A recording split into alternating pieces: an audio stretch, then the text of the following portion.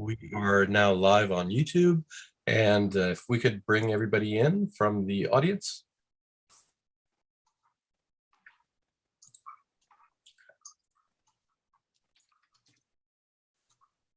We are now live on YouTube, and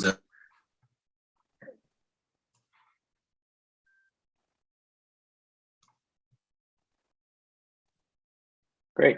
Welcome, everybody. We will get started here shortly. Just wait a couple more minutes, or 1 minute to be exact.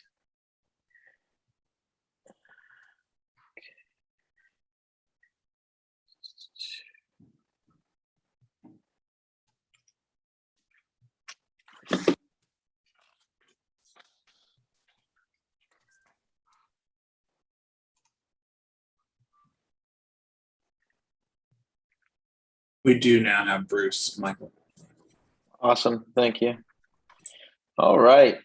Welcome, everybody, to tonight's February 15th, 2022 full design review board meeting. I see a quorum of 5 out of 8 members. So we are able to get started. Do I hear a motion to approve tonight's agenda? So moved. We have a motion. Do we have a second? Second. We have a motion and a second. All in favor, say aye. Aye. Aye. All right, we approve the agenda. Do we have any meeting minutes, staff, to approve? Yes, we have the January 18th, January 25th, February 1st, February 8th minutes to approve. Okay. Do I hear a motion to approve January 18th, January 25th, Feb 1, and Feb 8 meeting minutes? So moved. We hear a motion. Do I have a second? Second. All right, all those in favor say aye. Aye. Aye. All right, motion passes. All right. I'm looking for any general member comments that are not related to any application tonight. We are a public meeting, so anything that's not in regards to anything tonight. I don't see any hands. I don't think so. I think we're good. All right. So we will jump into the agenda tonight. First address we have is 11315. Sorry, 11315 Stones Throw Drive. It's an appeal, I believe. Staff, walk me through why this is an appeal, because I remember this project. I thought we reviewed it. They're substituting a tree, but it's an appeal by the applicant themselves.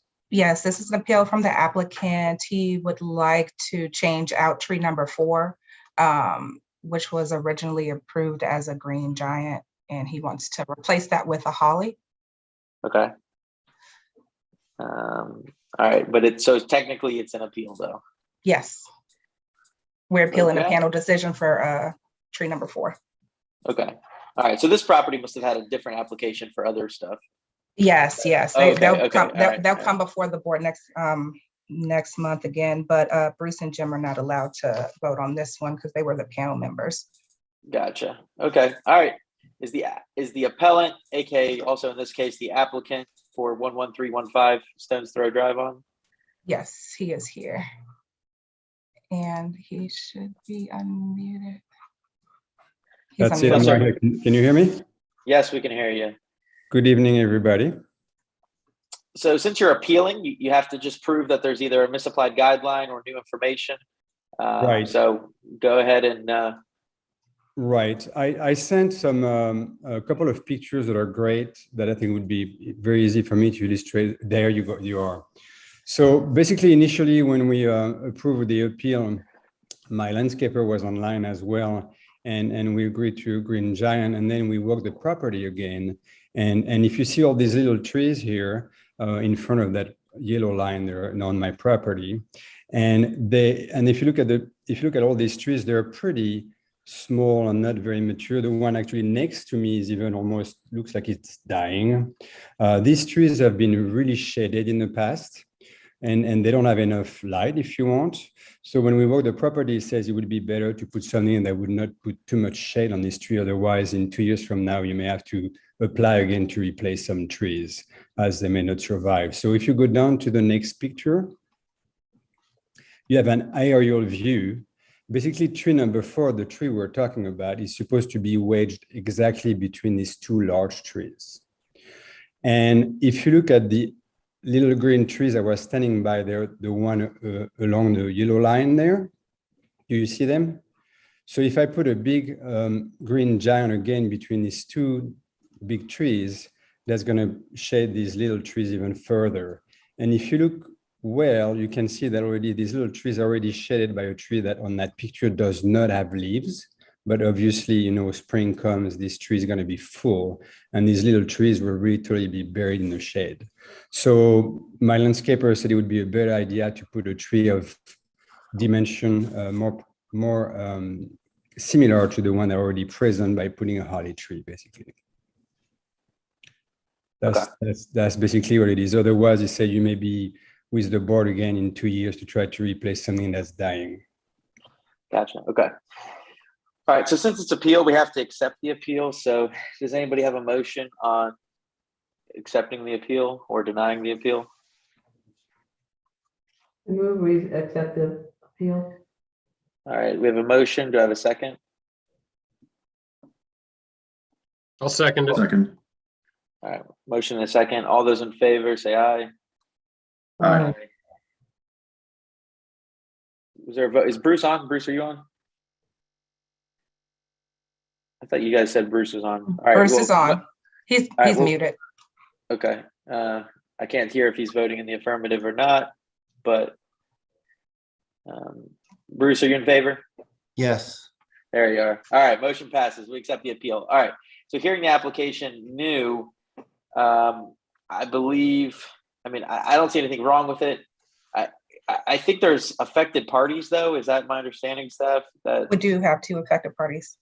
and they wish to speak about Yes. the tree? Yes. Okay. All right. So if you want to go through who they are, and just reminder, affected parties have 3 minutes to discuss their point, and staff may mute you if you go over that. The first affected party would be Kim and Glenn Finch, but I don't see them on the call. If they are there, please let us know.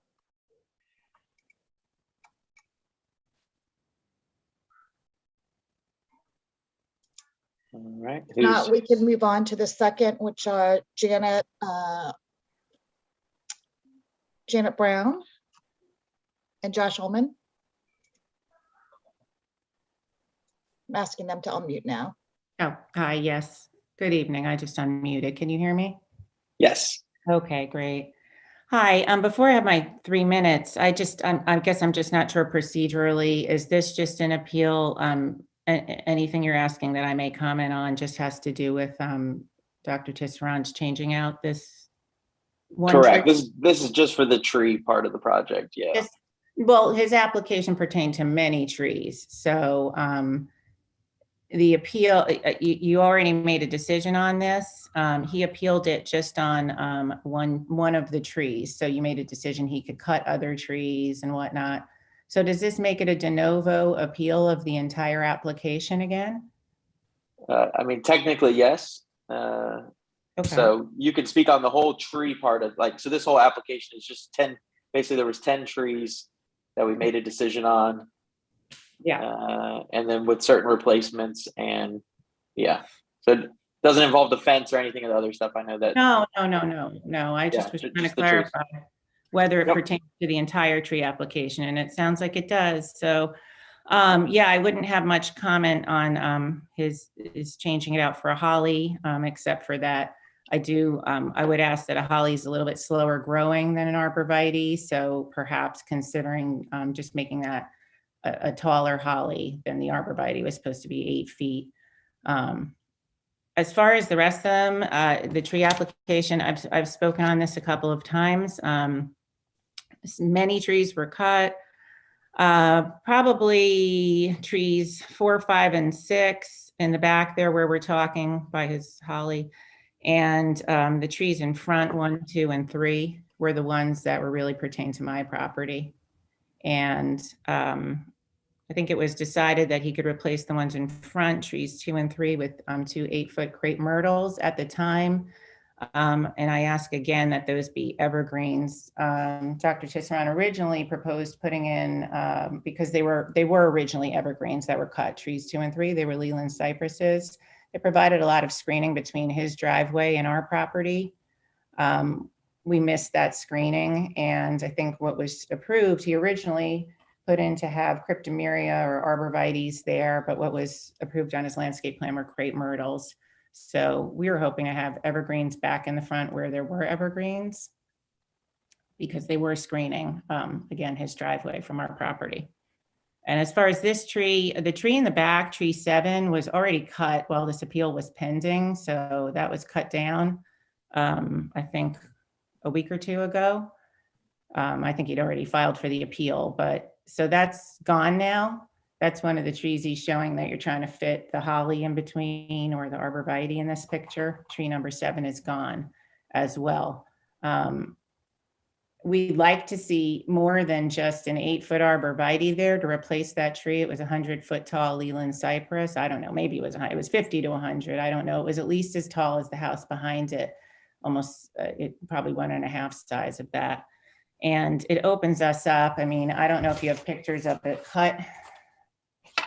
I have pictures. I just don't have anything I could, it's just kind of an old school way of doing it, but it before it looked like that. And now our view is of the home behind it, opens it up. So, we were just hoping something taller than an 8-foot arborvitae, because the neighbor behind us, again, the Gerolamos, have an elevated deck there. 8 feet isn't going to cover much. It will grow. I get it. It's a fast growing tree, but at the same time, what we had there before, and I know it, had some branchiness and some issues, and I understand he wanted to take it out, but it does open a hole for Gerolamos and myself. We're hoping that something a little larger than an 8-foot arborvitae would go in there, a little taller, maybe 2 arborvitae. I don't know. I leave it to the board. Thank you. That's 3 minutes. Thank you. Thank you. All right. Did the other affected party show up, Steph? I don't see them, Michael. All right, great. Well, we will move on then. All right, Mike, do you have any thoughts on the tree application before us? No, sir. I'm all set. Thank you. Dan, did you have any thoughts on it? I do not. Karen, do you have any thoughts on that? No. Bruce, do you have anything? Do not. The only thing, I mean, I like hollies better because they're more natural to this area. So I think realistically that tree is a much better solution. I worry about planting too many close together because they're going to end up kind of how they are now, where they're not going to grow as large. I think the new space for number 4 it's gonna take up that whole space. Yes, it's going to take some time, but I think it is going to be a good option. So I'm fine with the updated plan, and I think the other trees situation, it's tricky, but I don't think there's much we need to dive back into because it's already been kind of discussed at length with the other board members. So what I'll do is there a motion to approve or deny the application?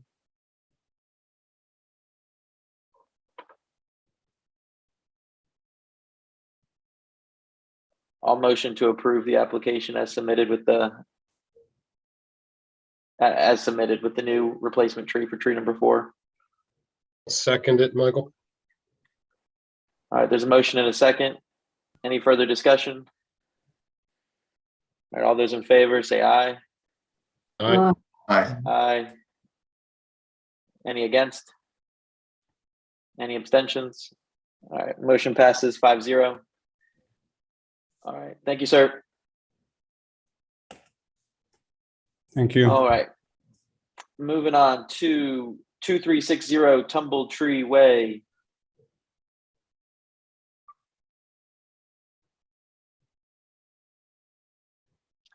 I believe we have a approval that was in concept coming back with final design. Is the applicants here, or the Katie Brown and Kenny Pyle here?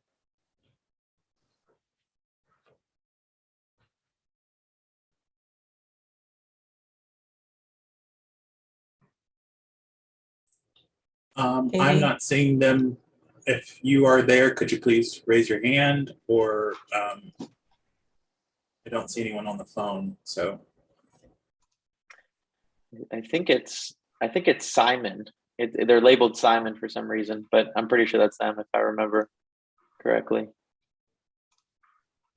They said, yes, we are Simon. That's them. Hey, guys. Hi, sorry. We're frantically trying to type. Clearly our silence is last. No worries. I was like, I think that's them. I'm pretty sure I recognize them. All right. So you guys have the updated plan back before us. So we'll work this the same way. You guys kind of walk us through the updates that you guys have done. I don't know if you're going to do it or if you have your designer with you again. And then we obviously have affected parties that we will then go through and hear from. So if you want to walk, and then you'll hear from the board after the affected parties. So if you could walk us through what you guys have brought back to us and any design revisions that kind of accommodate that, that would be great. Absolutely. Well, thank you so much for including us in the February meeting. And we want to apologize up front that all of these materials were not provided for the January meeting so that we could advance our project at that time. There was a miscommunication about timing for submission of materials. We were definitely really eager to provide the board with this updated information about our project. And again, we're sorry about the miscommunication. In the board's letter dated November 23rd, 2021, the DRB requested that we provide 4 additional updates, including a revised site plan, a grading plan that confirmed water runoff management, a landscape plan, and the updated renderings of the site in comparison to the adjacent properties, which we had included for the November meeting, but which were unfortunately overlooked and not submitted to all parties in advance. We submitted all of those in advance of this meeting, and we can provide additional explanations as necessary, but we're also going to offer some preliminary comments right now. First, the revised site plan shows the following as discussed in the November meeting. Number 1, the single-story bump out on the right side has been reduced to 18 inches, further lessening the impact on the lister's property. Number 2, the areaway on the right side has been completely removed at the suggestion of the board, eliminating any impact to the lister's property. Number 3, a window in the basement has been changed on the rear of the property to allow for egress due to the removal of the areaway. And number 4, the site plan is also part of the grading plan, so you can see pages 3 and 7 of the grading plan. The elevations in the site plan also show that the stairs for our deck will not face the small family's property on the other side of our house, but will descend in the direction of the back of our property. Second, per the request for a grading plan, it shows the following. Number 1, each page of the grading plan details the means and methods for approved land disturbance. Number 2, page 2 of the grading plan establishes the limit of disturbance, or LOD, for the project, preventing equipment and material from going beyond this area. We are very sensitive to the needs of our neighbors in this regard. Number 3, page 2 also establishes the following: tree protection fencing requirements, silt fence requirements for runoff protections, and root mulch pads for protection of existing trees. Number 3, page 8 contains all of the runoff calculations indicating that the impact on the adjoining properties has been considered and evaluated. And number 4, page 8 also contains the statement from the professional engineer that concludes the outfall will have no adverse impact on the adjacent or downstream properties. Third, we have also provided, per the board's request, a landscape plan, which was developed with Emily Inglis of Kane Landscapes. Emily's been wonderful. She is a Reston resident and is very familiar with and sensitive to the Reston landscape aesthetic. And she's highly respectful of the desire to preserve native plants and trees. In the landscape plan, you'll see that we will continue to nurture our yard as a certified wildlife habitat with the expansion of our pollinator garden in the front. Additionally, we worked with Emily to create a privacy screen between the right side of the house, the relevant windows being those of my mother-in-law, Sandy's aging in place suite, between the right side and the lister's house, excuse me. And we also addressed the small family's concerns about privacy by incorporating a robust privacy screen on the left side of the house, the relevant windows being those in the family room at the back of the house. And fourth, we provided the updated renderings of our home, which show the roof pitch and provide a scaled illustration of our home in comparison to the adjacent properties. This was the image that we actually looked at a couple months ago, but unfortunately didn't reach all the parties in time due to miscommunication with RA. As discussed during the November meeting, we took the intent of the board's request and that of our neighbors to heart, and we lowered all of the roof pitches to 512. We also clipped the top edge of the roof at the right, thereby reducing overall massing and softening the roof line on the right side by lowering the fascia by 2 feet. The high point is now 27 feet and occurs on a slope away from the small family's home and is 21 feet further away from their home than the current high point. The high point is equal to the high point of the Lister family's home, and the ridge line will be 2 feet lower than the Lister's ridge line, as their property elevation is 2 feet higher than ours. We just want to conclude by saying that we're truly grateful for the neighborhood support that we've received regarding our efforts to improve our home and accommodate our complex multi-generational family needs. We respectfully request the board's support in improving our project, particularly in support of Kenny's mom, Sandy, whose need for a ground level aging in place bedroom is quickly becoming imminent. We've made every effort to expand our home in a manner that is intentional, thoughtful, and considerate of both our neighbors and the character of our neighborhood. We adore our beautiful neighborhood and community, and we're really proud to call it home. And thank you for listening. Thank you. All right. We have some affected parties to hear from. So staff, I'm assuming you have a list. Just a reminder, everybody has 3 minutes a piece to talk, and staff may mute you if you do not finish within the time limit, and they will kind of go through and list off who is up. So staff, take it away. So first we have Kim and Glenn Small. Hi, I'm Kim. I'm trying to start my video. There it is. So first of all, thank you everybody for all the time and attention on this project. We and our neighbors appreciate it. We've spoken about our concerns a lot, and we are thankful to hear some changes. Thank you for that, Katie and Kenny.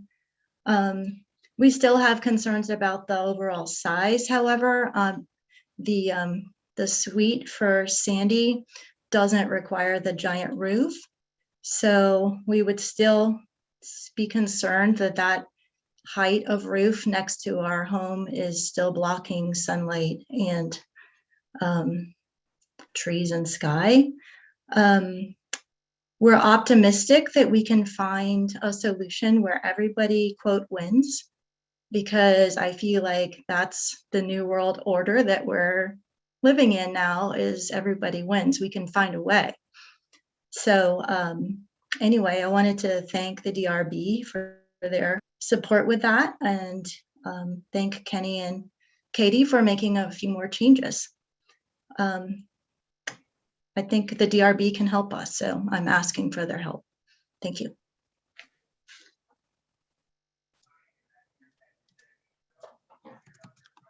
Okay, next we have Robert Stosh or Stosh. I don't see him on the call. Gary and Karen Simonson.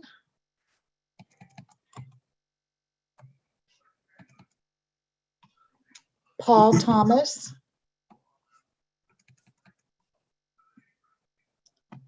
Lester and Barbara DeCoster.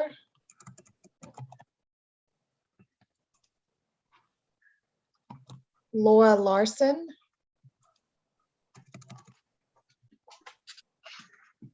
Devin or Michael Hartnett.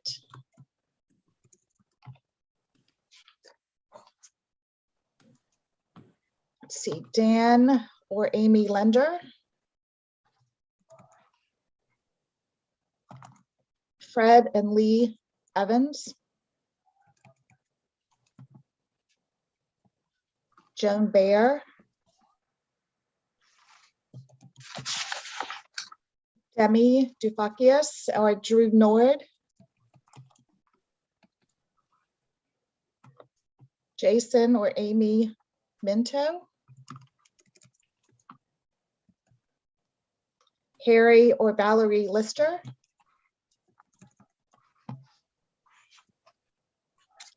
and that's it. Okay, that's it. Nobody's here. All right. Well, Doesn't we've appear to heard- be. Oh, and most of the board members were here from the last time this was heard, so we know kind of roughly what most of those affected parties kind of issues were. So let's go around the board and kind of see if there's any questions for the applicants, and then we'll have some discussion. So, Mike, do you have any specific questions for the applicants? I don't at this point, Michael. Thank you. All right.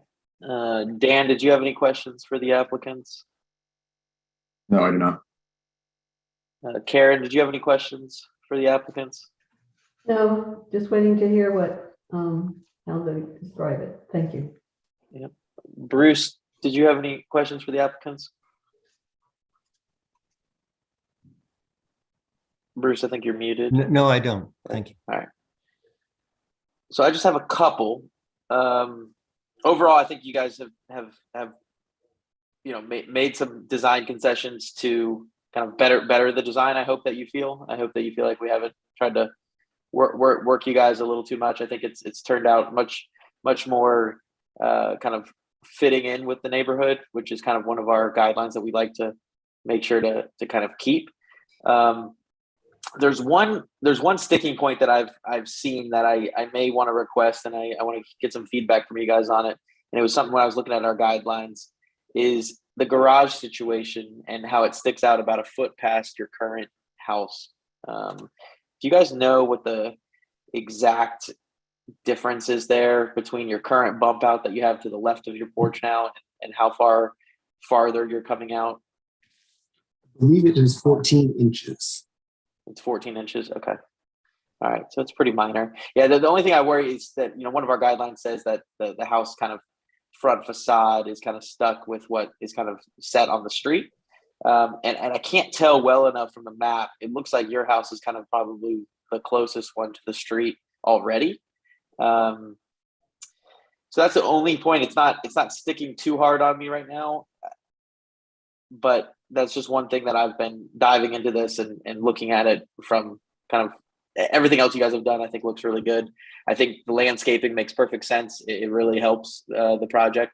And I think it's something that is not completely conveyed in the elevations.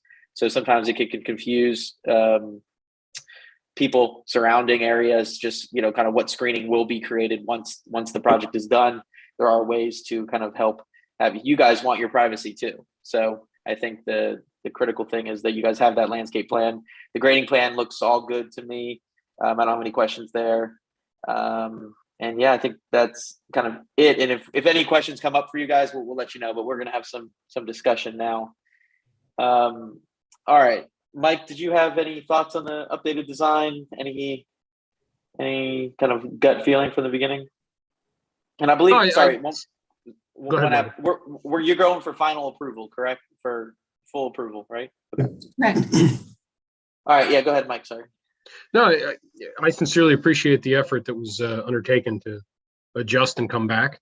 I thought the shifts in the couple of things that we had asked for specifically addressed a bunch of the things that were sticking points for us. So no, I don't have any additional at this point, Michael. I nothing else to add at this point. No additional questions. So. Okay. Dan, did you have any comments on the design? I appreciate the effort to work on the neighbors' concerns and requests as well. When we talked about this in concept, I'm not a fan of some of the architectural treatment choices. And so that's still, excuse me, my kind of personal hang up on this. But otherwise, I thought the adjustments between the concept review and this review were all good. Okay. That's all, Michael. Karen. Oh, I just wanted to understand, you were talking about the first 14 inches that the garage extends beyond which part of the house? So I was asking the other front face of that little bump out on the left-hand side, that part, it basically, the garage currently is set back kind of with that current face where I think the front door is. And they're extending it out to gain some more space, I believe, in the in-law suite. And now it's going to stick out 14 inches past the current face of the left side of the home, if that makes sense. So that's the only thing that I was kind of getting stuck on a little bit. So I understand. The only thing I'm not quite sure that I understand is that originally, because I missed some meetings here, but initially the garage went 8 feet beyond. Correct. It does. It does go 8 feet beyond where it is now. But the existing house also, like if you go to the landscape plan, staff, page 10, it kind of shows it a little bit better.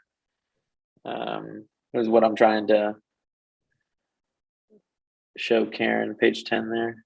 Yeah, zoom in on that, and you can kind of see roughly how much farther it's sticking out there.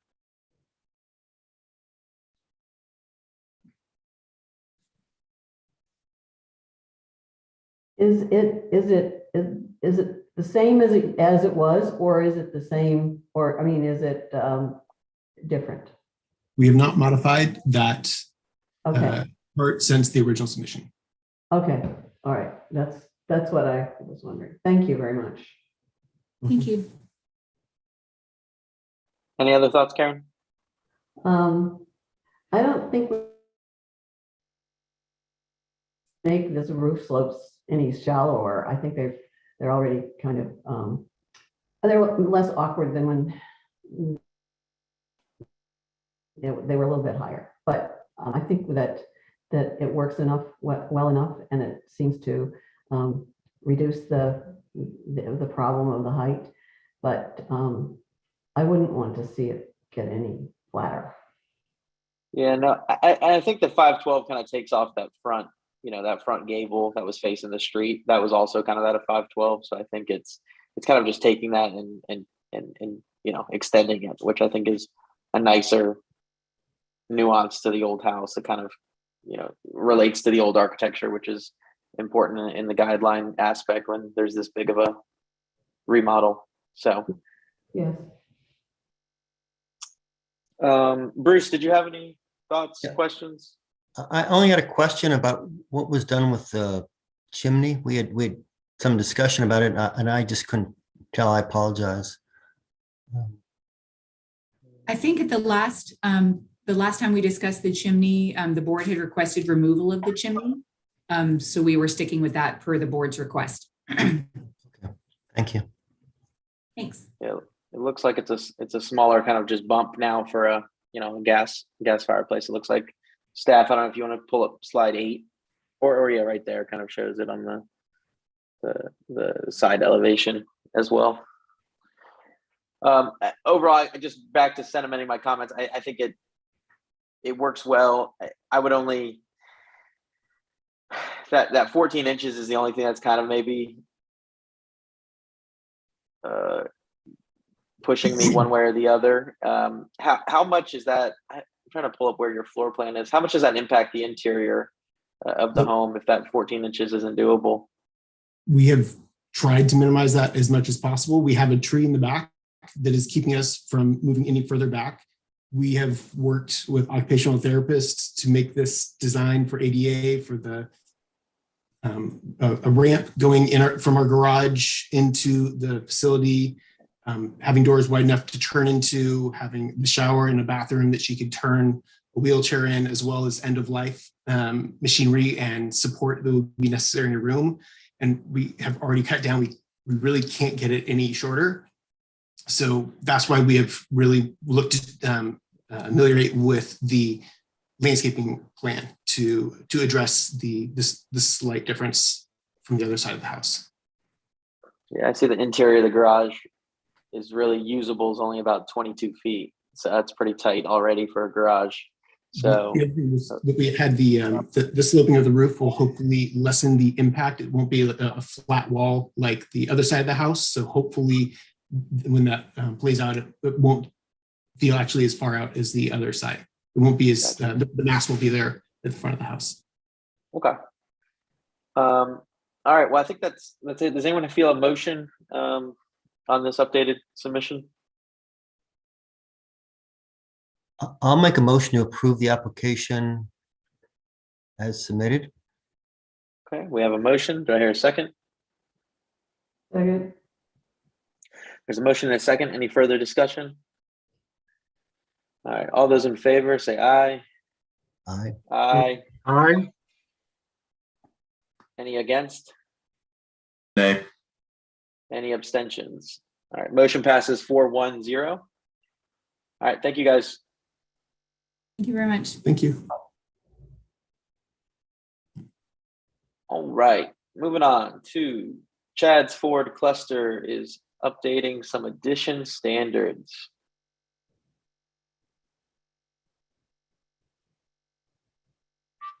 Is the chair, the applicant, or the chair standard committee here? Yes, I saw her here. Miss Owen, are you still here? Yes, I'm here. Hello. Oh, she was just unmuted and then she got muted again. All right, I'm asking her to unmute. There we go. Hey, Anna, there you go. Sorry, I did it and then I was muted again. Thank you. Good evening. No worries.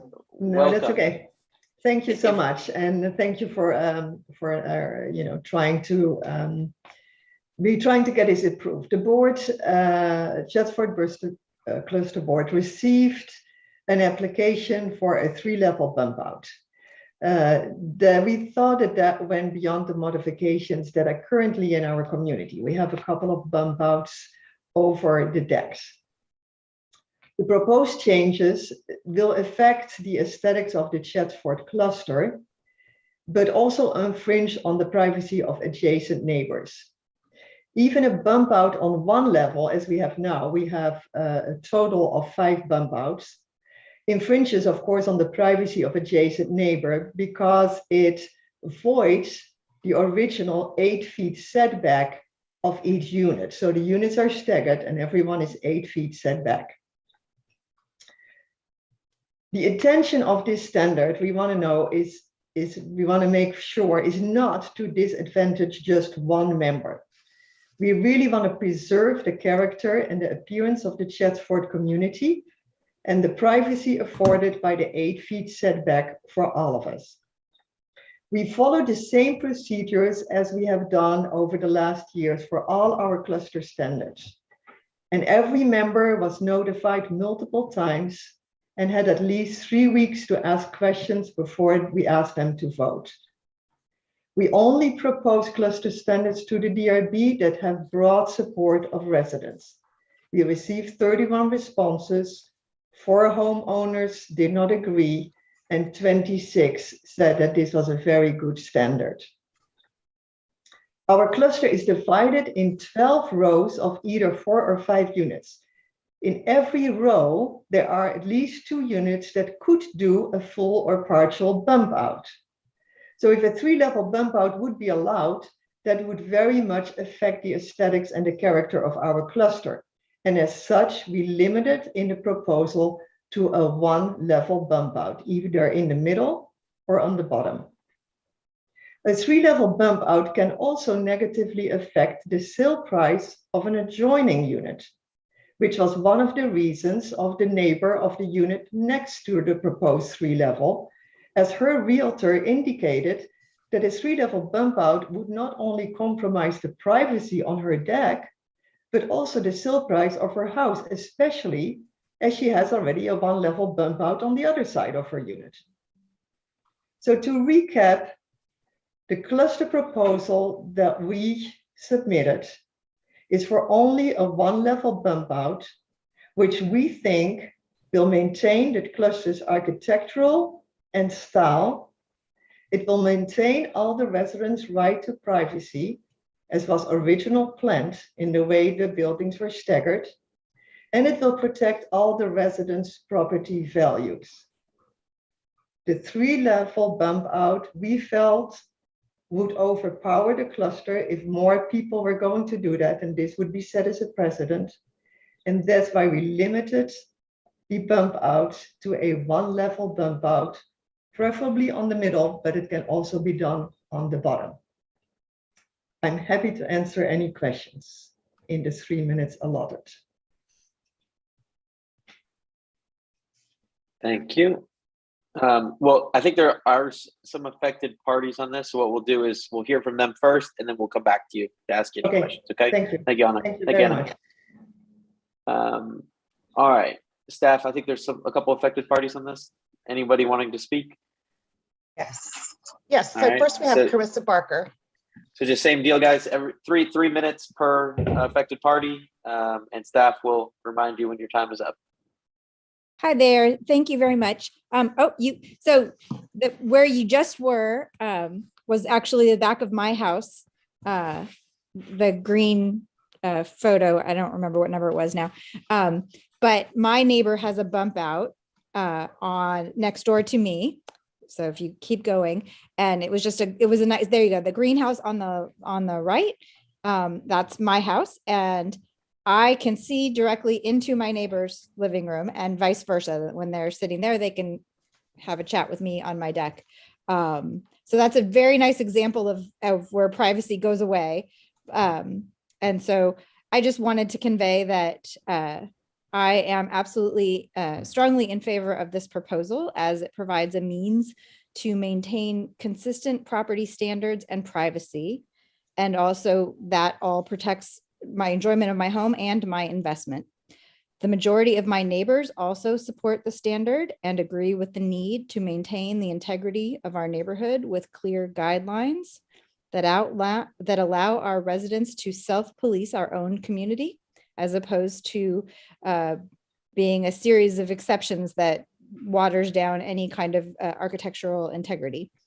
I will also add that I am also a member of the board and was part of the process for creating the voting plan that we do every time we create a standard. And I'm happy to also address those questions along with Anna. And that's it. Thank you.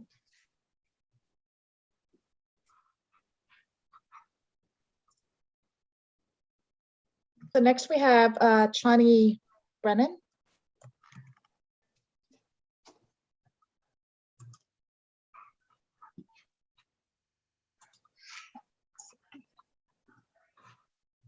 Hello, Achini here. I'm gonna speak very briefly because Annie has joy or trying to get into this forum, and somehow she's not on. So I'm gonna use some of my time for her. I can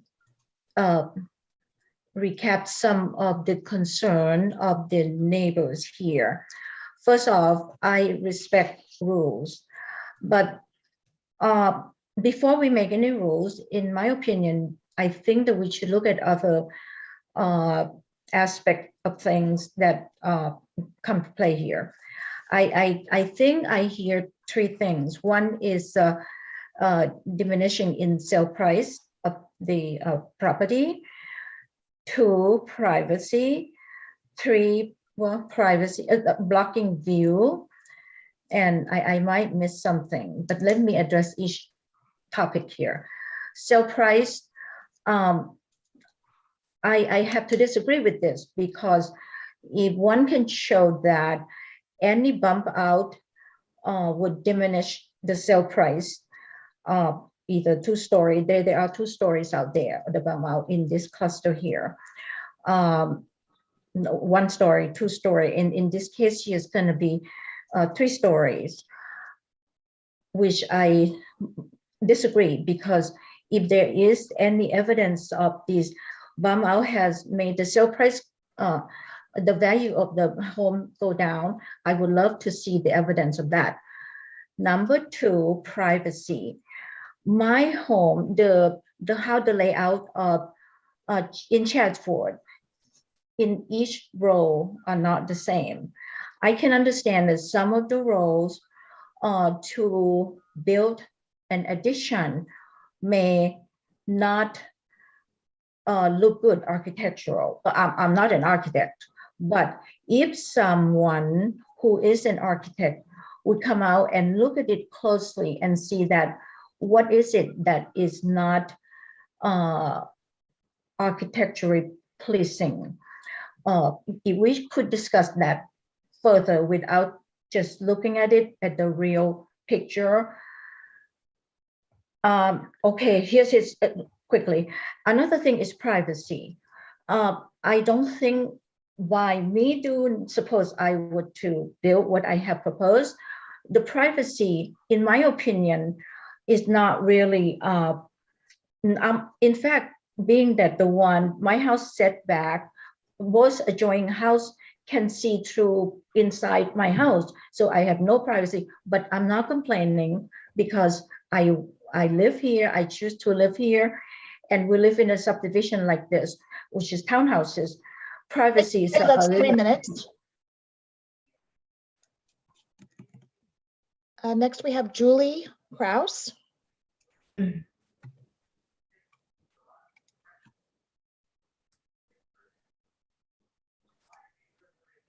Hi, thank you for listening to our discussion here. I am opposed to this for a number of reasons. First of all, I think it's unfair to establish a broad standard without compelling justification for the limitation. As has been pointed out, our townhouses are staggered. I have no plans to bump out my house, but if I were, the bump out would be between two walls of my neighbors. So therefore their privacy would not be impacted. Their view would not be blocked. I think that the chance that somebody in the community might build out 3 levels so that they could be prepared in case something happened to them and they were disabled. If somebody in their family became disabled, if they had a parent or somebody else that needed to move in, that they needed a multi-generational home, I think they should be able to build out as long as it did not impact the other neighbors. The woman that indicated that her price would be impacted by this wrote me. She did say that her realtor had said that the value of her house would be impacted by 50%. If you look at the houses that have bump outs, they have increased the value of all of our houses substantially. And I don't think she has any justification to say that she has not lived in the community, nor has she in the community for years from what she wrote me. I think we need to have some flexibility, and to have a blanket standard, I think is unfair. There are some houses that if they build out, it would impact on their neighbors. But Atashi, who had put her request in, it would be building between 2 walls, which is what I would be doing. My understanding is at one time she had to care for a spouse and had to do it all on 1 level. And the only way you would do that, there's, having to live in where you have your kitchen, your a half bath, and your living area, and not be able to go up or down is I know earlier it was said that this was presented the community 3 weeks before the vote. I do not remember she tried to be careful of making this end the day after Christmas, and no discussion, no That's 3 community minutes. meeting beforehand. It was just vote, no consideration. Okay. And next we have Sarah or Keith Grocock, but I don't see them on the call. They are there.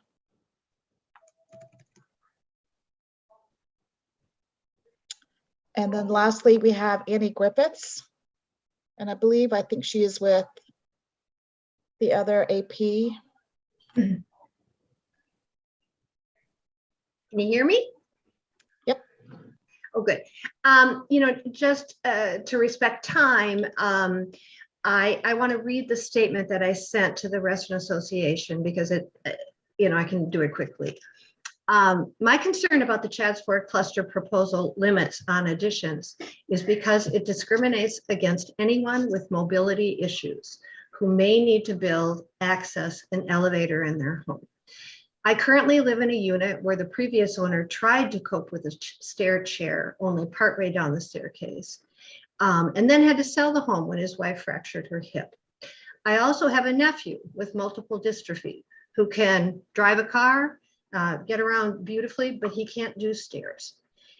He can't even visit me.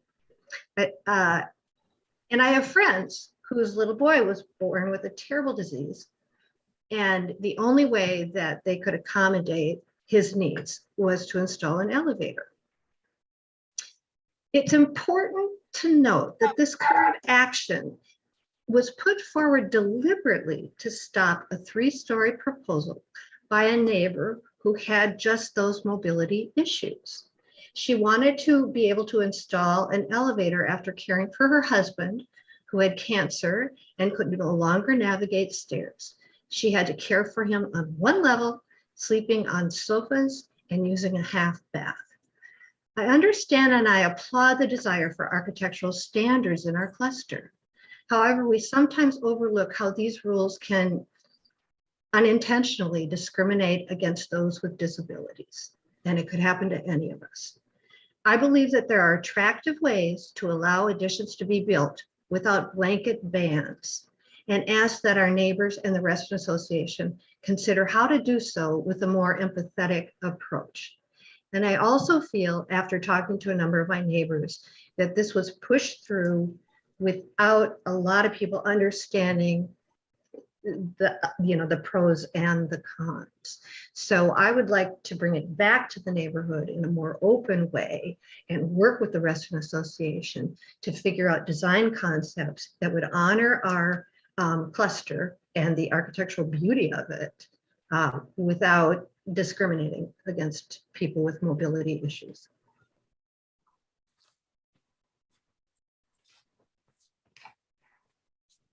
Great, thank you. Staff, is that everybody? Yes, that's everybody. Yep. Awesome. Michael, can I ask before you have discussion to consider replacing the word bump out with addition? We don't currently have a design guideline that speaks to bump outs, but just before you guys discuss. But so you're just saying, because who proposed the word bump out, the cluster? Yes. Okay. Yeah, so we can substitute bump out with addition for kind of this discussion's sake, because at the end, these are additions, they are not bump outs. There are a couple of bump outs in the neighborhood, but these are more additions that are being discussed. All right, well, if you guys could unmute the applicant, just make sure that they're available for any questions that we may have. I'm going to go around the room and see if anyone has any questions. Mike, did you have any questions for the applicant? One of the things that I found in the application to be a bit interesting in terms of the language of how we're going to structure this thing, bump outs may not interfere with the line of sight of the neighboring units. I mean, it seems to be a fairly, I understand the intent here. It's just one of these things where as we work towards resolving some of these things, it's a tricky situation here. So obviously the goal here is not to have some manner of negative impact to your neighbors. So I'll be curious as some of these comments get flushed out here through our discussion. That was one that jumped out at me in terms of how are we going to make that work. Like saying it's basically, it's too up for interpretation. Yeah, it would be a shame to, write something in here whereby we are instigating some manner of back and forth about how to make this go. Right. So that one seemed to be a little on the troublesome side. I'm assuming there are, in fact, cluster guidance in terms of various light fixtures, et cetera. All of the other particulars associated with, again, the addition, construction, and design is going to be in accordance with the existing cluster guidance, right? At least that's the intent, presumably? Yes, that's correct. Okay. So we weren't looking to change any of that. It's just to conform to what's already it's there. all conform what's already there. Yeah. Okay. All right. So I guess I'll hold any further commentary at this point, Michael. I'm just curious to get some other folks' thoughts out there. Okay. Dan, did you have any thoughts?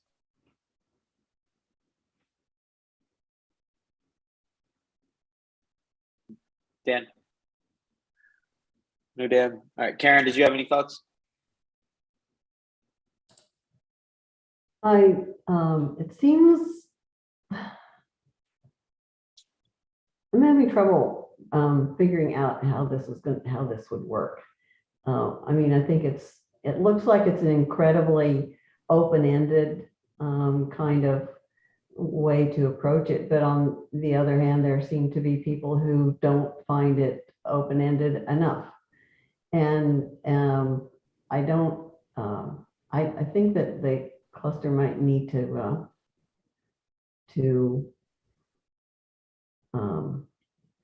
work out some of the kinks in what they're trying to achieve.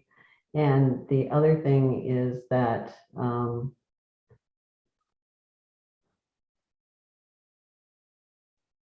well, I'll come back to that. So why don't you go on ahead of me, please?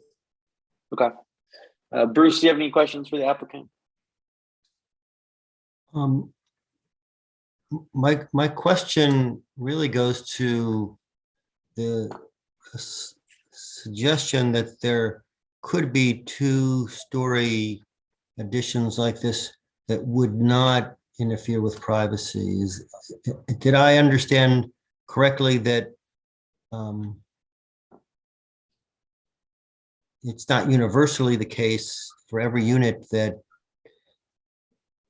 the privacy concerns, which are the foundation of the new cluster standards, it's not the same in every unit, that there's some units that you could have the two-story and it would not affect those privacy concerns? No, there's only one two-story, and that two-story is only over half of the unit. That has been constructed a long time ago, before most of us were already here. And we already said that could not be repeated. And it's only over half of the unit. And why that is because if it would have been over the whole unit, it would have definitely been right next to and I sent a picture of that. That is the only one. And so it's only over half the deck, only over 2 units. You cannot see, it's indeed that picture if you scroll down a little bit. You see already what a massive wall of glass that is going to be. And you can imagine if that would have been over the whole deck and then over 3 levels.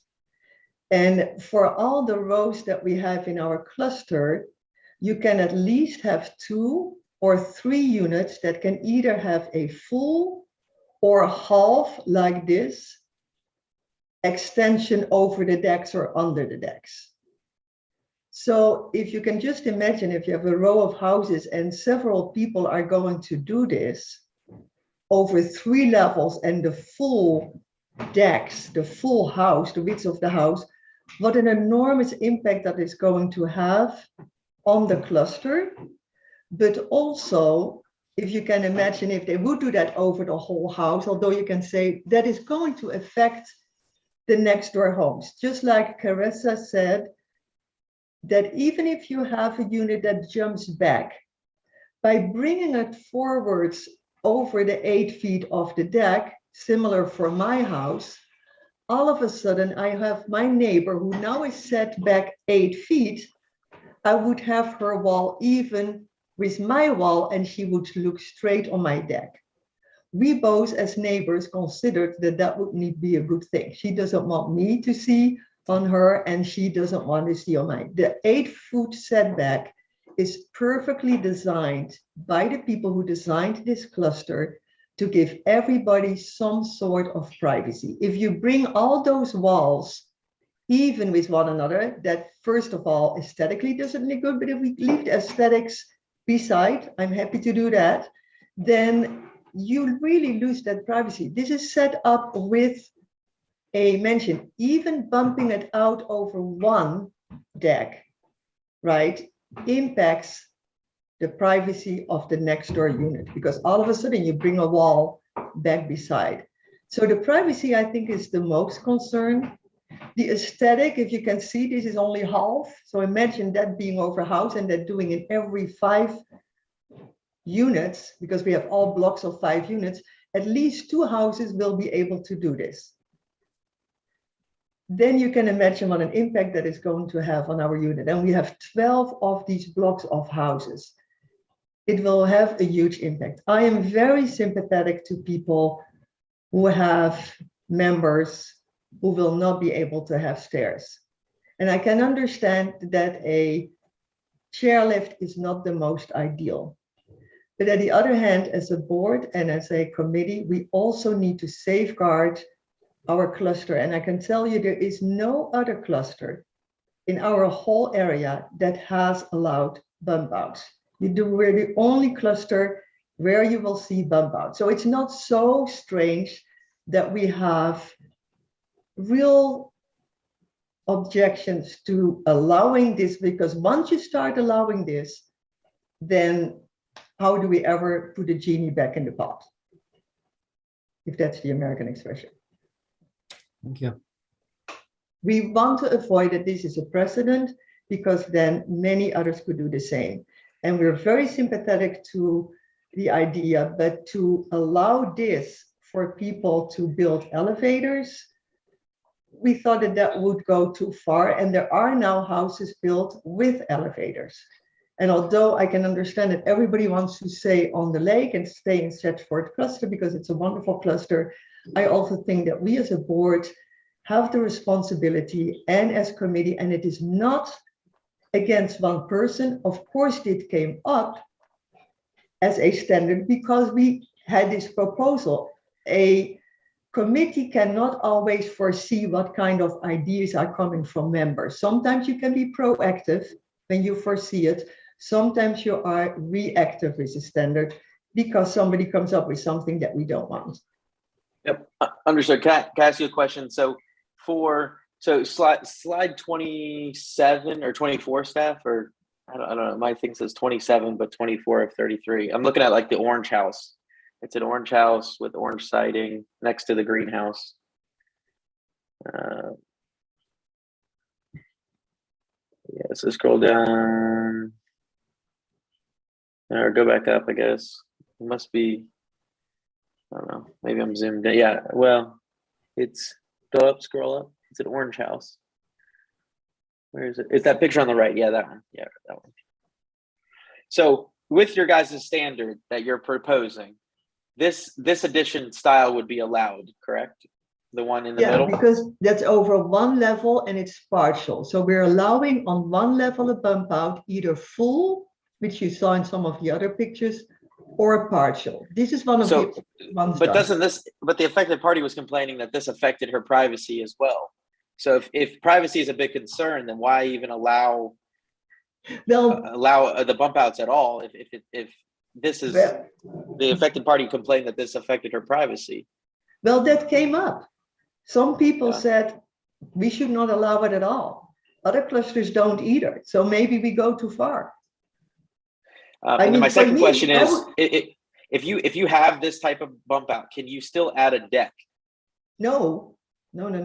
So you no longer can add a deck because your standard does not say that.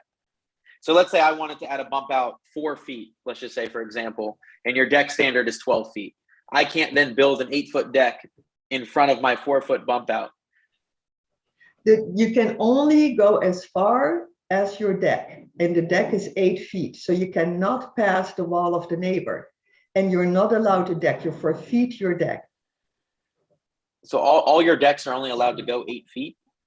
All the decks are designed 8 feet, and the bump out can only over the deck, so which is 8 feet, because you cannot pass your neighbor. Not even the roof can pass your neighbor's wall, neither the, what's it called, the downspout. And you can see that this unit has done that correctly. The roof does not pass the neighbor, but still you are right. And the neighbor next to that, and I would have the same, I have a similar situation as here. I would not be very happy if my neighbor would do this. And to be really honest, I have thought that should we really allow this, because you get the whole idea. But we said, okay, over one level, okay, give people, we just wanted to be generous. Gotcha.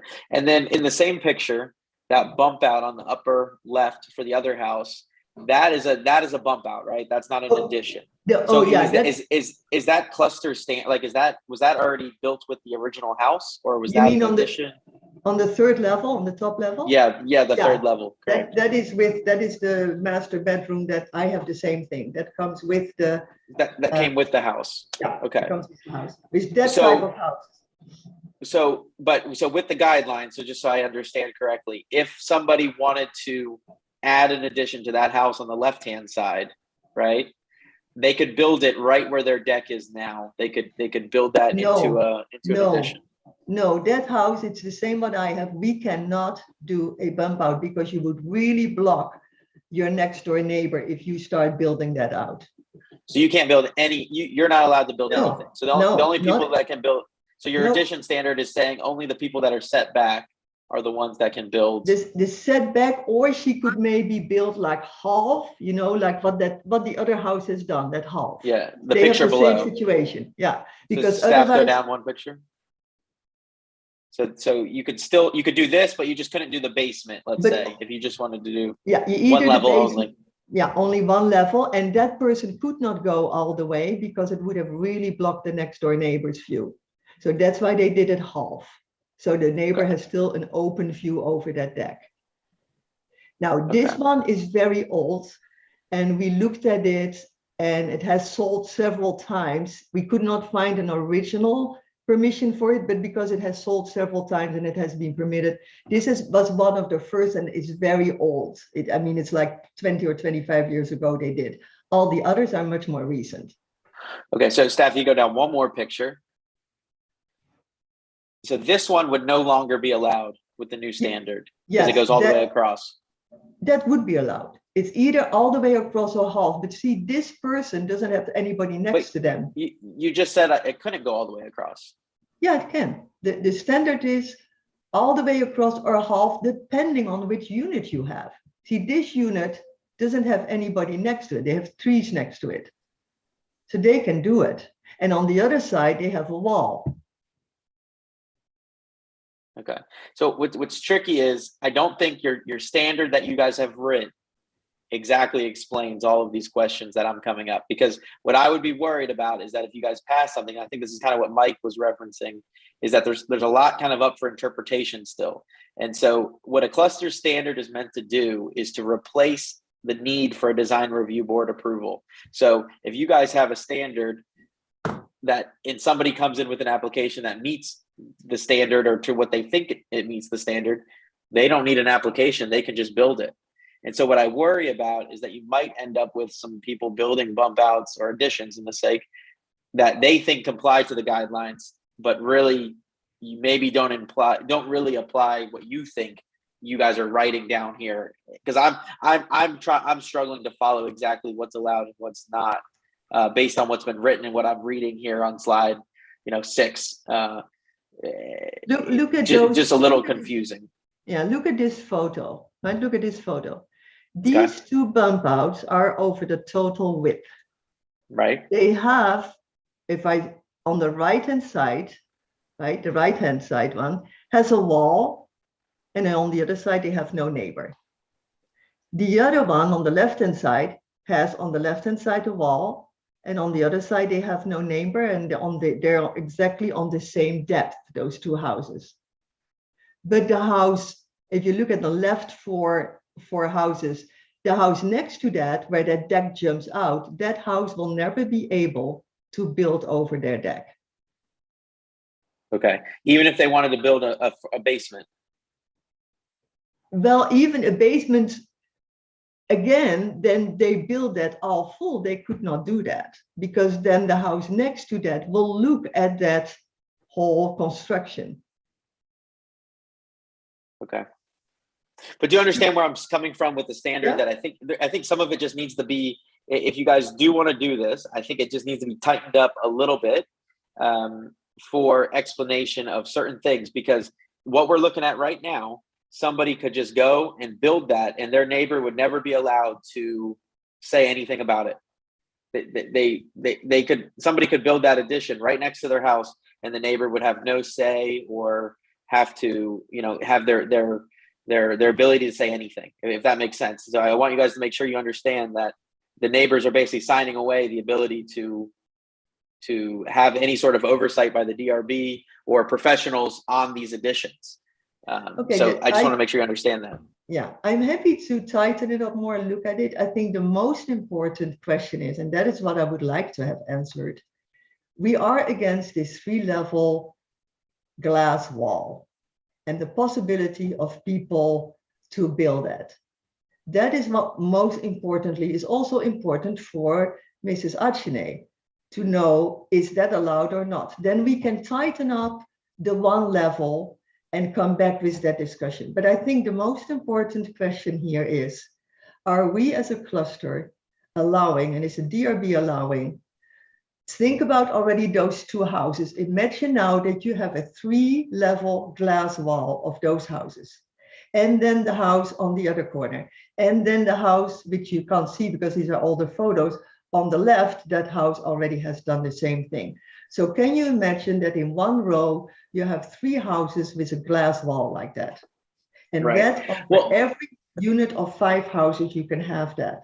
What if somebody, let's say that picture on the left, right? What if somebody wanted to build along that one blue house wall, just a 4-foot by 4-foot bump out that was 3 levels, the house and elevator, but the house and elevator, why, who is that impacting? I'm just curious. It's not impacting any views. It's not impacting anybody. So why disallow somebody who maybe wants to build an elevator, shaft?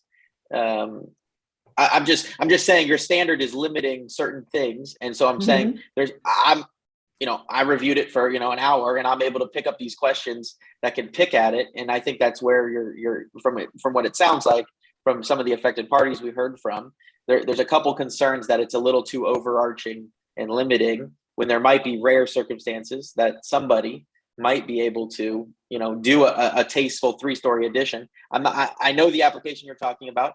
I think that's why I was asking about the question about the deck, because there was still a deck that was proposed in front of that addition for that application. And that's why I think there's certain things that you need to tighten up in the standard if you guys do want to make it, and just kind of work on some options that, clearly define if you guys are going to control this aspect of your cluster, then I think it just needs to be tightened up a little bit better. That's all. Let me go back around the room. I've talked long enough, and let me hear if anyone else has any other thoughts on it. Mike, did you have anything else to add? No, I think you brought up and kind of underscored what I was getting at. So I don't have any additional comments at this point. Dan, did you have anything? I think Dan may have had to drop. I don't know if he's still here. Karen, did you have anything?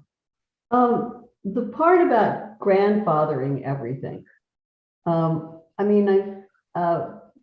somebody, I think they just want to start with a clean start, but what about if there's something that you don't want to grandfather? Is that a question for me? Grandfathering we have used in other occasions. Basically, we say, for example, that the person with the 2-level, if our standard would have been approved, that person then doesn't have to start breaking off that second level.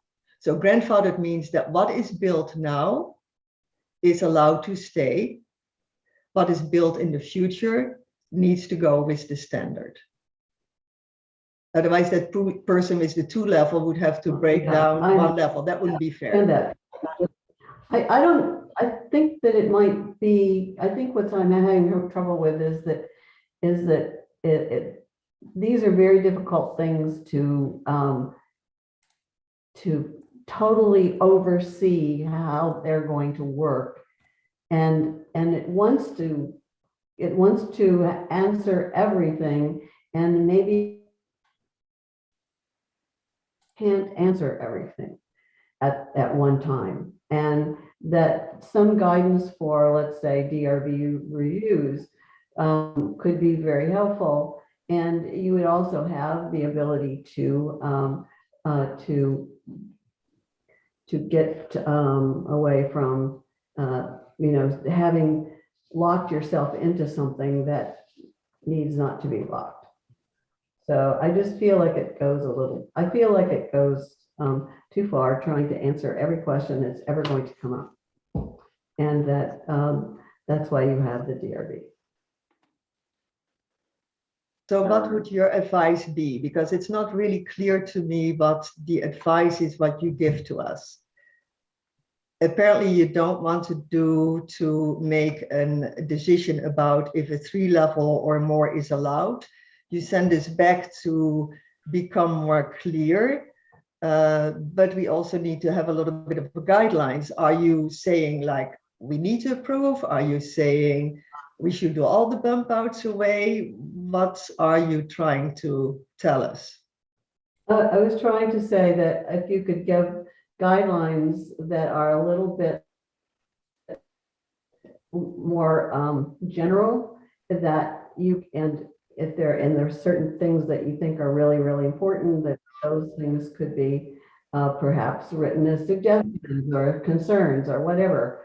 But it could be a living document that the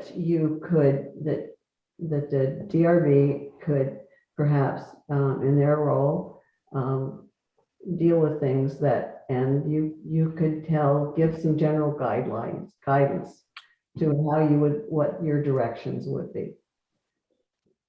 Yeah, like maybe you could say, we recommend that additions be 1 story or, one level of your home. In rare circumstances, the DRB may still approve a 2 or 3 story addition, depending on the unique factors of the submission or something to that effect.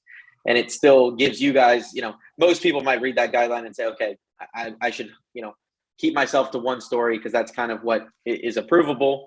And then, but in the rare circumstance that somebody has maybe let's say a mobility issue or has a unique submission that their townhouse is just one that we haven't thought of, that they could conceivably do a 2-story addition if it was, approvable by the DRB, which you guys would still have full say as the cluster in attending those meetings, being the affected party, talking it through just like you have for that other application.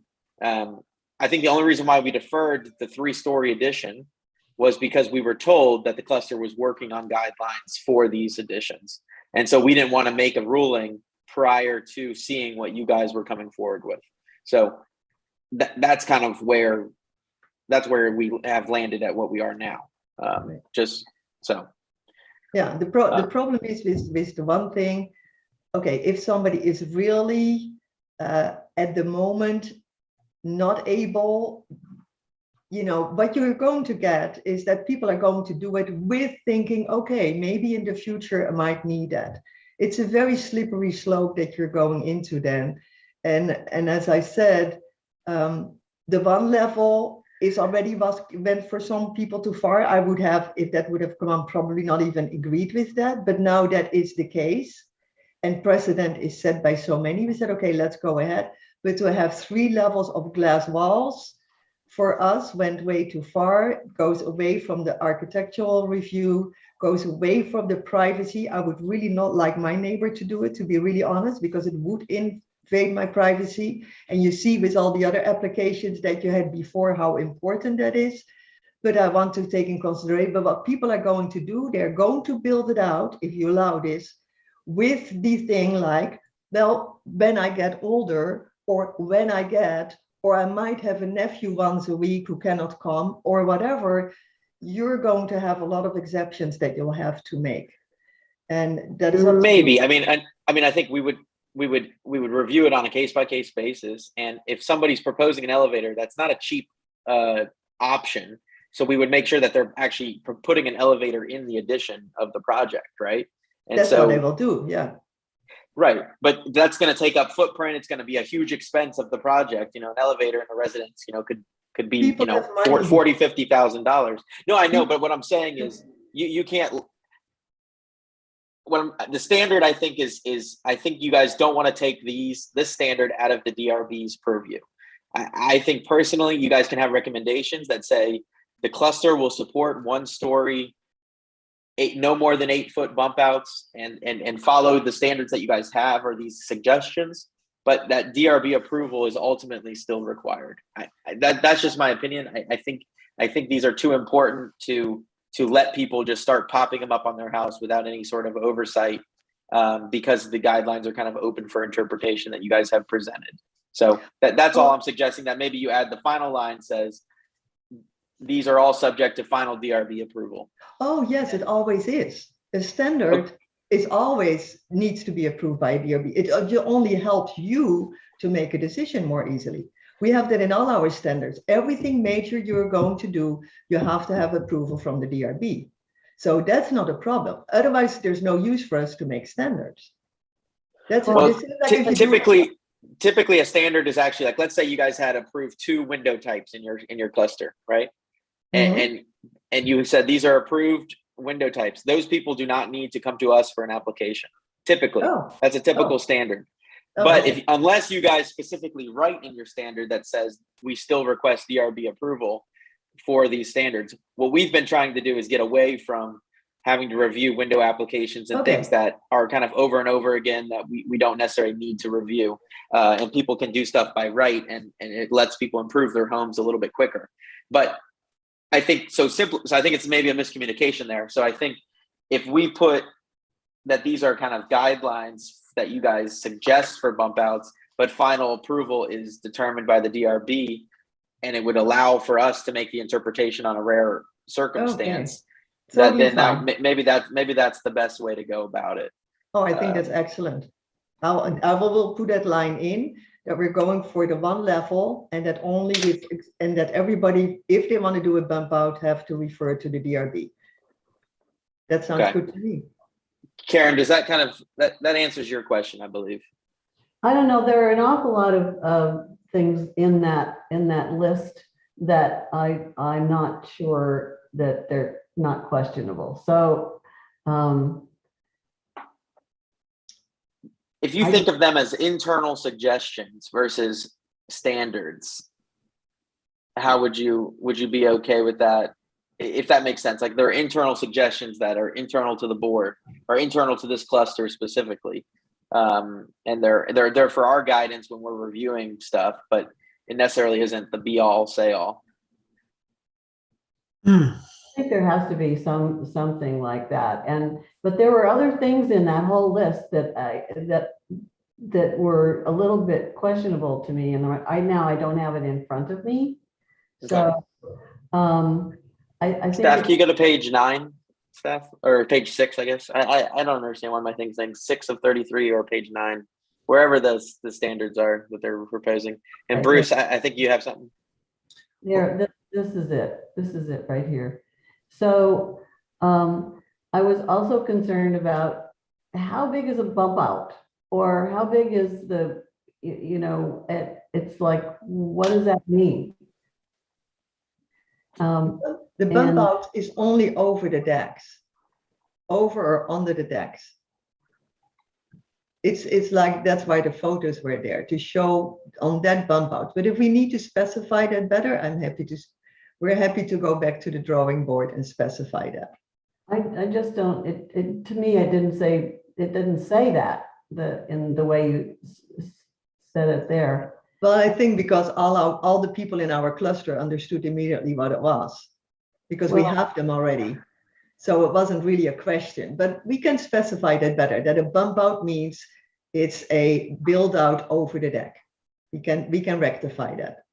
Right, and I think you'd want to specify some dimensions there as opposed to tying it to a structure that may or may not exist in the future. I understand that there's dimensional standards for the decks, but right. What if there's no deck at some point? What if you want it to be concrete that we can actually tie it to in the future? So you're not. Okay, we can do that. Yeah. That's no problem. And then it says any exterior lighting shall be selected. Well, that could mean a lot of things. No, that has to be according to the standard. I know, glare and light intrusion, but there's nothing that really ties that down to something you can quantify. And the, let's see, roofing material.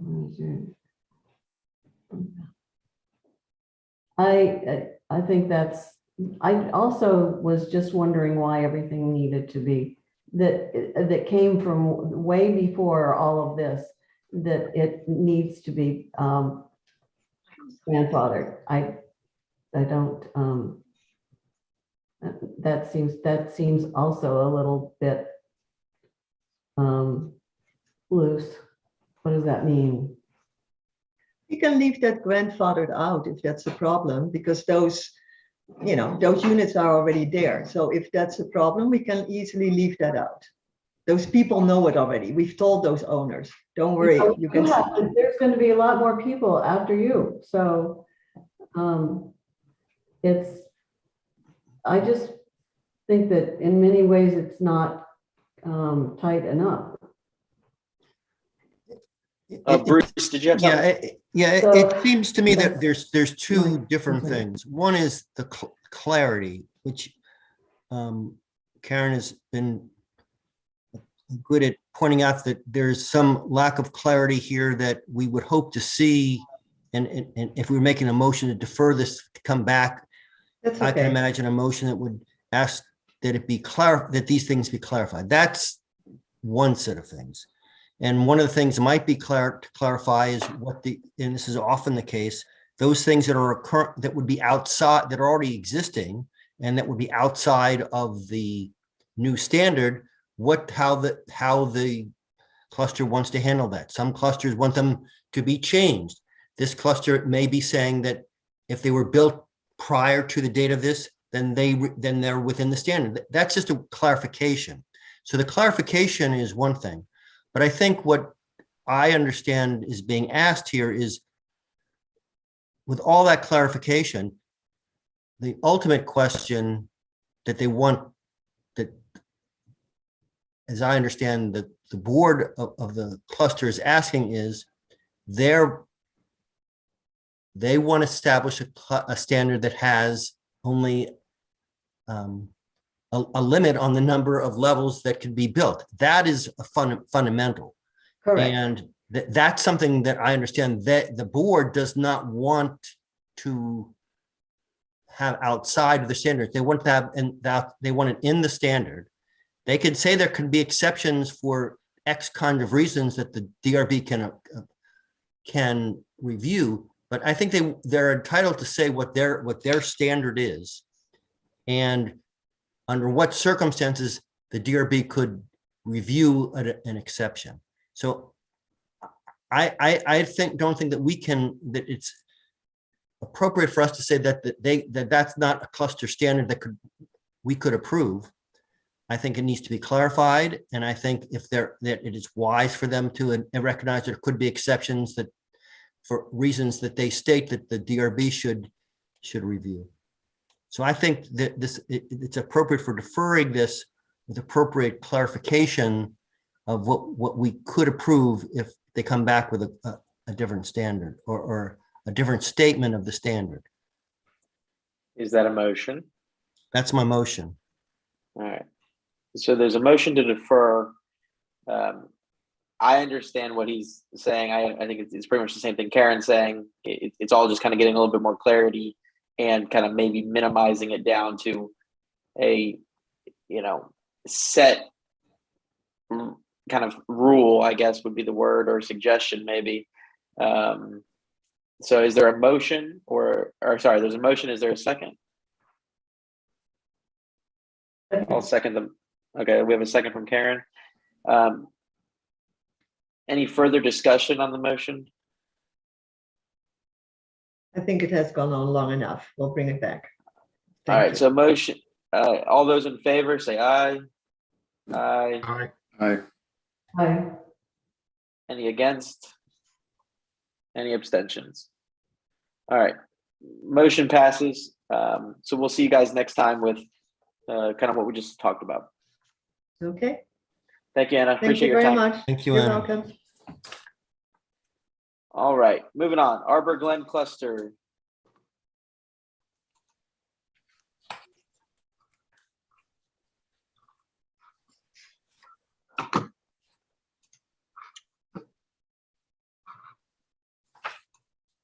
We do have Susan on. Now, this was one we deferred as well. Yeah, okay. So they're coming back for Susan final Collier? approval. Susan Collier or Susan Giggler? Susan Collier.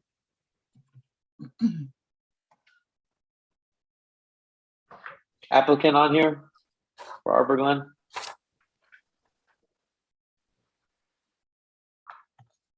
I'm You asking are, please Susan. please Susan raise your Giggler. hand. Susan Giggles here, but I'm for Whitney Park. All right. I believe it's Denise.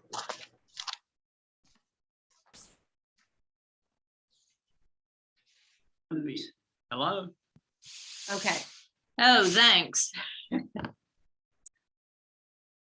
There we go. Hey, Susan, guys. can you hear us? All right. Yeah, I can now. Yeah. Yeah, we were muted here.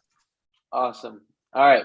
So if you guys could walk us through what your updated submission is. I reviewed it. It's very straightforward, kind of and clear now. It answers kind of the questions we saw, but if you guys want to walk us through quickly what it is, and then we'll hear from the affected parties. Okay. What you had asked us the last time to go back and take into consideration some information that was submitted by the affected parties, which we did, and laid out the plan for optional shutters. And if somebody wanted to put shutters on, we went through specifically for each unit, whether it was an end unit, an interior unit, and showed where the shutters had to be placed. Awesome. Yeah, and all the pictures are very helpful in explaining that, from my opinion. Do we still have affected parties on this that want to speak tonight? Yes. Yep. All The right. first would be Gary or Melda Boyd.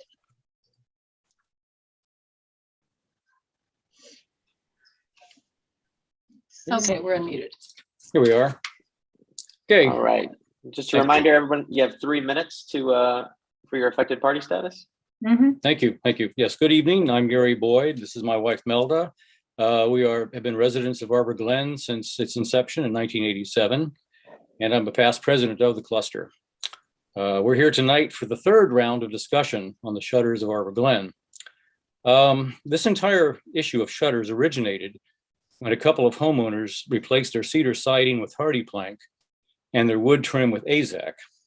They then decided they did not want to reinstall their shutters and looked for reasons to support their preference. Their first argument was that shutters could not be installed on hardy plank or AZAC without damaging the boards. We demonstrated at the first meeting on October the 26th, 2021, excuse me, that this is not true. Once it was demonstrated that shutters could be installed without damage, the Arbor Glen board then went in search of another justification for removing shutters. They decided that Miller and Smith, the builder of Arbor Glen, had installed the shutters in a random, haphazard manner. This is not true, as the DRB and the Arbor Glen board itself have acknowledged by citing the documentation on shutter placement that we provided. Now the Arbor Glen Board's approach is that personal preference should determine whether we have shutters or not. It is apparent that what the Arbor Glen Board's request has actually been about all along. Some homeowners have decided that they simply don't like shutters. They have removed them and they're looking for a reason not to reinstall them. Having shutters on our homes has served Arbor Glen well for 35 years, and is what the builder, Miller and Smith, intended. Personal preference is a poor argument for changing architectural standards in our cluster. Approving the removal of shutters will only set a precedent for personal preferences to dictate architectural standards in the future. Members of the DRB, the decision is yours. We want to preserve the character of Arbor Glen, and we respectfully request that the DRB deny the Arbor Glen Board's request. Thank you.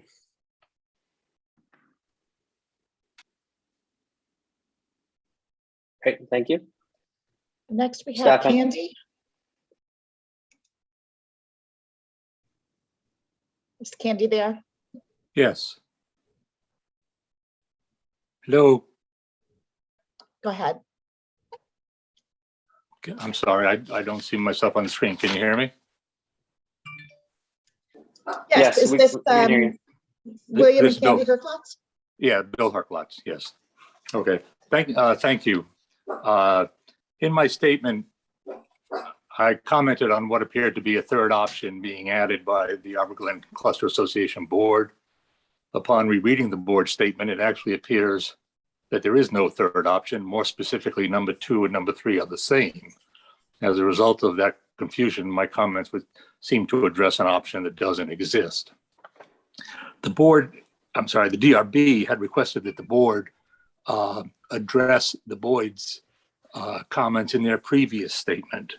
And when they came back with their most recent submission, the Arbor Glen Board simply repeated what the Boyds had said. So apparently they're in agreement on that. The board and the opposing parties appear to be in agreement as to what shutters each house should have. So that is not an issue. The original application, which is the subject of this hearing, consisted of a request by the Arbor Glen Cluster Association Board to allow no shutters on the basis that mounting shutters could damage fiber cement siding. In reply statements, affected parties presented evidence from a leading manufacturer that clearly established that mounting shutters did not damage fiber cement siding. That should have been the end of this application, either by withdrawal of the application or a decision denying the application. We have spent 2 hearings discussing hypotheticals that are not within the original application. Reston Association's General Counsel, Champ, has emphasized that this is not the DRB's role to come up with solutions for the board. In our most recent statement, we have presented to the DRB our view of 10 facts, which we believe are most relevant to the issue presented by the application, and our opinion that these facts strongly support denial of the application. Provided the DRB members have had time to review those facts, I have no additional comments. If there's not been enough time for the members to review them, the remainder of my 3 minutes may be used for that purpose. Otherwise, we respectfully request a final decision denying the application. Thank the DRB for its time, and I return the rest to you, Mr. Chairman. Thank you. Thank you, sir. Anybody else, Jane? Yes, we have Caroline or Ken Countway. Yes. Hello, everybody. It's Ken. I think the Zoom's in my wife's name. I thought we had litigated this at the last meeting in terms of shutters being optional, but to come back with the clarification that if somebody did want to put shutters on their house, depending on the model they had, whether it was an end unit or so on, there were certain guidelines.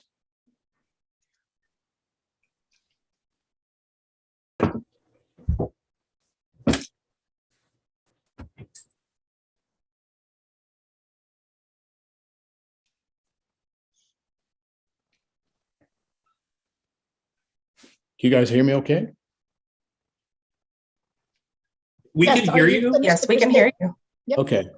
Yeah, I mean, I thought we had got to a point where we agreed shutters were optional. But then just the clarification on the rules for placing shutters. Are you asking a question? Yeah. Oh, The- the review of the application was deferred for clarification, which is being reviewed now. So in long stick, nothing was decided officially, but that was kind of the consensus from what I recall. Yes. And we just wanted more information on if someone did put shutters back on, that it followed the original guidelines that were in place, because there was no documentation provided by the board. It was provided by a member of the community who had done a detailed research of all the units involved. Type that 30 homeowners out of 44 supported this.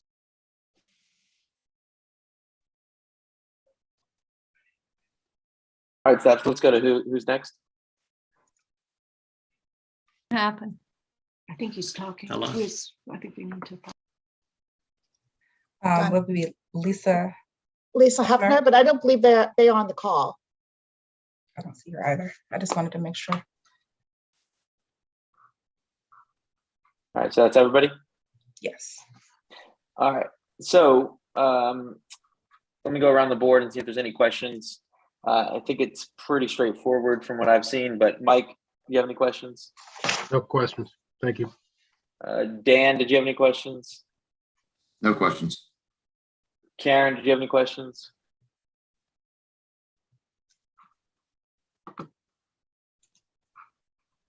Karen, you still there? She's here. She's on mute. Okay. Oh, Karen, you're muted. You just need to unmute yourself.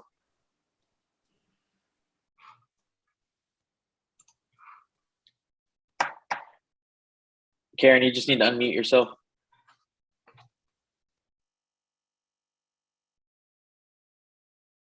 There you go. Do you have any questions, Karen? No. Great. Bruce, do you have any questions? I just want to make sure that that I'm understanding this, that the application is, you can have none or you have all that are compliant and that meet the standard, that meet the model specific requirements. So you can have none or completely compliant. Is that the standard? I thought that was the standard that they That's wanted. that's how I understand it. Yeah, that's what they're submitting. I don't know what happened to the applicants. They still here? And There they are. We're back. We're back. Yeah. Yes, that is if it's either all or none. That's what you're proposing. Correct. Yes. Yeah, because right now there is no standard. I just wanted to make sure, because the notion had been that there's a third, but I thought it was correctly observed that there are really two, all, and it's been said here, it's all or nothing. Right. Yeah. Thank you. Yeah, I don't have any questions. I think it's laid out clear. The shutters, they're, to me, I think as long as we're following what's happening with the original, I don't think it's going to affect the architectural integrity of the design, considering there was units that had no shutters to start with. There's shutters that are, clearly there's windows that don't end up with shutters that to me, I would put shutters on, but according to the standard, they're not. So I don't think it's going to impact the overall design of the neighborhood by kind of allowing some houses to not have any shutters that normally would have. So I will make or does anyone want to make a motion? I move that we deny the application for. What? All right, there's a motion to deny. Is there a second?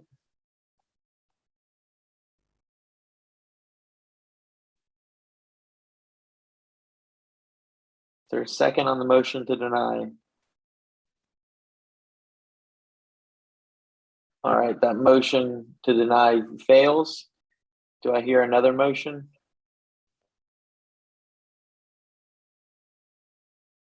I'll motion to pass the application as submitted with the two options, whether you either have shutters that comply or there's no shutters at all. So there's a motion on the table. Do I hear a second? Second. There's a motion and a second. All those in, any further discussion on it? All right, all those in favor say aye. Aye. Aye. Any against? Any abstentions? Dan, I don't think I heard. Oh, Mike abstains. I didn't hear somebody. All right, motion passes 4-0-1. All right, thank you guys. All right, moving on to Whitney Park Center Cluster. They were also a deferred decision. Yes, and we have the representative on, Kathy Gately. Yes, I'm here. Eunice he's the board president. Susan Giggler is on, she's the vice president. And Mike Deese is on. He is the representative from Jomar Electric. All right, so we were looking for a little bit more information to make sure that the lights that were installed were in fact the ones that were approved. And I believe documentation was submitted that kind of shows this. So whoever can kind of talk to the documentation there, that would be probably the best person to kind of present. That would be Mike Deese. So, and he'll discuss that all the lighting that was installed and approved in 2020 was what was still installed in. Yeah, so basically we had a lighting layout created, and the which the board approved. We did the installation per the layout, and then we have the documentation here showing the fixtures that were provided that we purchased.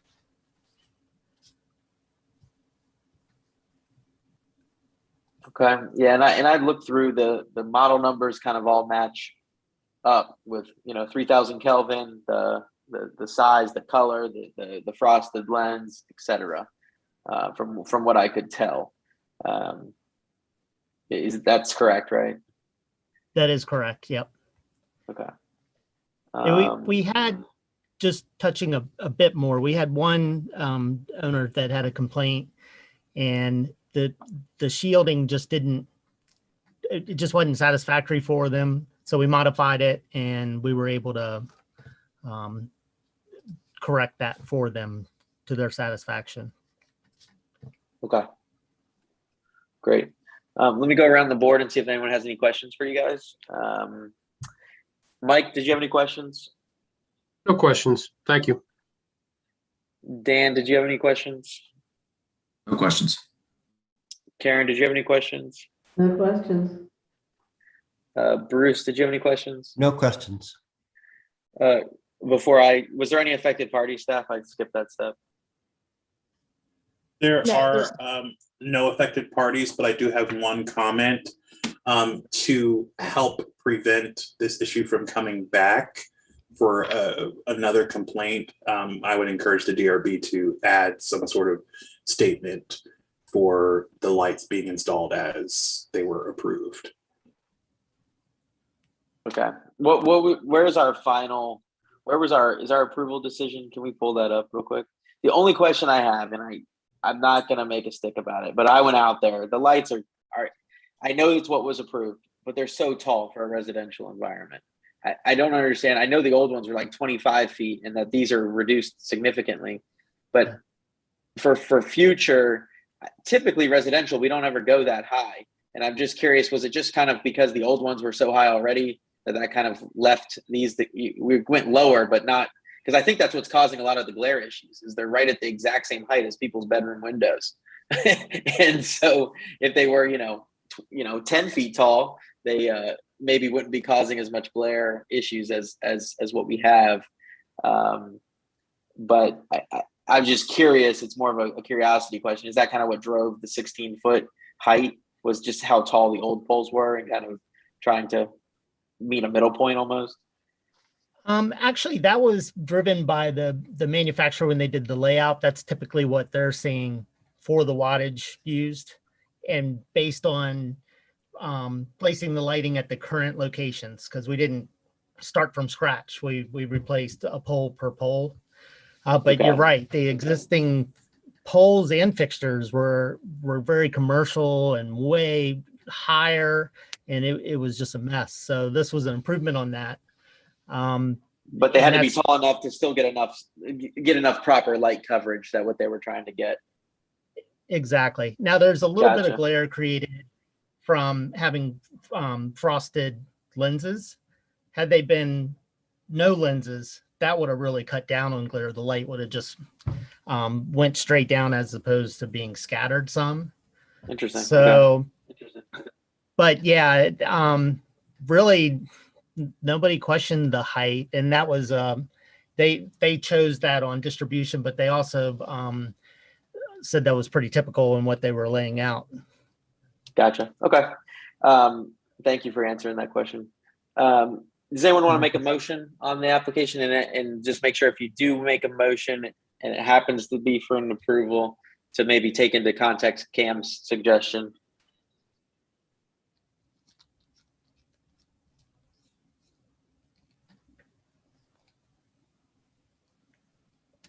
Any motion?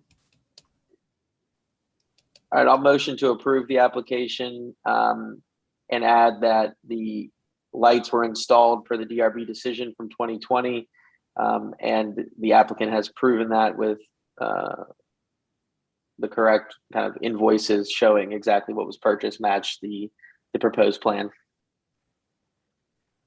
There's a motion. Is there a second? Second. We have a motion and a second. Any further discussion on that? All right, all those in favor say aye. Aye. Aye. Any against? Any abstentions? All right, motion passes 5-0-0. All right, thank you guys. Thanks so much. Thank you. All right. I think that's it. That is it. Make All a right, motion to adjourn. We have a motion on the table. Second. A motion and a second. All in favor, say aye. Aye. Aye. Aye. Thank you, everyone. Have a good night. Good All night. right, guys. Thank